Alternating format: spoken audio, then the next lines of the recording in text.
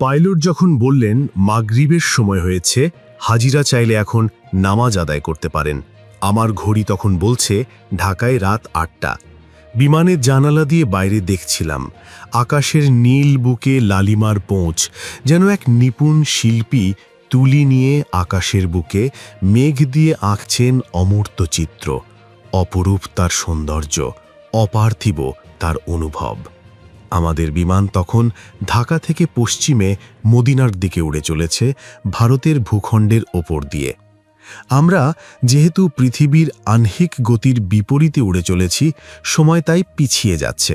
তাই ঢাকায় সূর্যাস্তের ঘণ্টা দেড়েক পর আমাদের মাগরিবের সময় হলো। দেখতে দেখতে পবিত্র জিলহজ মাস এসে গেল। আমরা যারা পবিত্র হজ পালনের উদ্দেশ্যে ঢাকা থেকে মদিনার পথে রওনা হয়েছি, আমাদের তায়াম্মুম করে নামাজ আদায় করতে হবে। বিমানে অজুর ব্যবস্থা নেই। কেন নেই? কাকে জিজ্ঞেস করব? টয়লেটে গিয়ে দেখলাম অনেকেই বোতলে করে পানি নিয়ে পা ধুয়ে ফ্লোর থই থই করে রেখেছেন। এর সমাধান হতে পারত তায়াম্মুমের মাটি সঙ্গে রাখা।